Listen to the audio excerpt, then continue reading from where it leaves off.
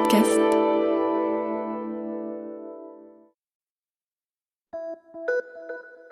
Salut, c'est Clara Delina.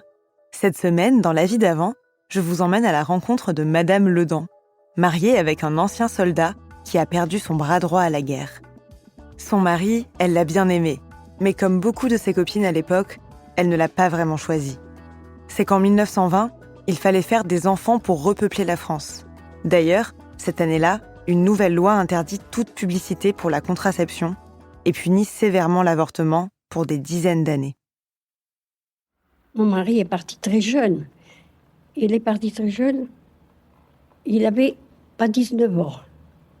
Il n'avait pas 19 ans. Alors, il a fait 3 mois de préparation, puis on l'a envoyé sur le front. Il n'a pas tellement fait de guerre parce que c'était quand même sur la fin.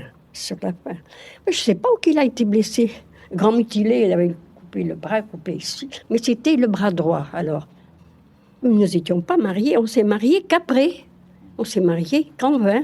Mais en 20, c'était un capitaine qui nous mariait. Il mariait toutes les jeunes filles du coin parce qu'il y avait tellement eu de tués et de blessés. Il avait dit, il faut que toutes les jeunes filles se marient. Il y en a qui ne voulaient pas se marier avec des grands mutilés. C'est un capitaine qui avait fini, qui était habité l'avenue à côté et qui nous a mariés à 3 ou 4 jeunes filles. Il m'a trouvé mon mari. Il dit, il faut vous marier, il faut que la France ait des enfants. L'autre, c'était pareil. C'était un employé des postes. Enfin, on s'est toutes mariées. On a toutes eu des enfants. Vous ne le connaissiez pas avant la guerre, votre mari ? Mon mari, non. Je ne connaissais pas avant la guerre. Et c'est ce capitaine qui vous l'a présenté ? C'est-à-dire, non, j'ai fait sa connaissance, même avant le capitaine. Je le connaissais avant le capitaine. Et c'est le capitaine qui a marié toutes les jeunes filles du coin. Nous étions 3 ou 4. Il y en avait une qui avait perdu son fiancé à la guerre, elle ne voulait pas se marier. Et puis des grands mutilés, c'était pas tellement rigolo, des grands mutilés. Mon mari il avait mal dans la colonne vertébrale, il était bras coupé ici. Vous savez, il était gentil, mais quand la souffrance est là, c'est ça. Et c'était une époque qui était terrible pour les jeunes filles, parce que c'était pas plus très facile de trouver un mari, là. C'était pas facile de trouver un mari, c'est pour ça qu'il fallait prendre ce qu'il y avait. On ne pouvait pas choisir. Il y avait que des grands mutilés. On ne pouvait prendre que des grands mutilés. On les a pris comme ils étaient. Il y en avait qui n'avaient qu'une jambe, il y en avait qui n'avaient qu'un bras. Et il y en avait qui n'avaient que 2 jambes, qui n'avaient pas de jambes. Mais ceux-là, je ne sais pas s'ils étaient mariés avant, je pense. Mais je crois que les journaux en avaient parlé. C'était un appel du gouvernement. C'était un appel du gouvernement. Il fallait que les jeunes filles qui restaient là se marient. Et il n'y avait pas le choix, il n'y en avait pas. Il n'y avait pas le choix, on ne pouvait pas choisir. C'est ce que vous avez pensé, vous ? Parce que vous avez dû hésiter quand même à épouser. Eh bien, ça a duré 2 ans. Mais c'était son bras gauche, et il était gaucher. Il était d'une adresse. Si je vous disais...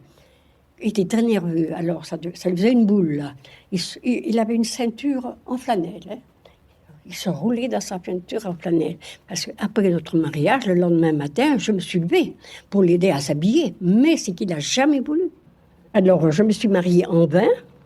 J'ai eu 2 enfants, un garçon et une fille. Je suis très contente.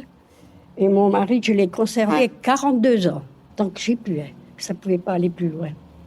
Mais il n'était pas tellement vieux. Il n'avait pas 70 ans quand il est mort. Il est bien soigné. On s'est bien accordé. Il y avait des moments durs. C'était obligé. Je ne regrette rien.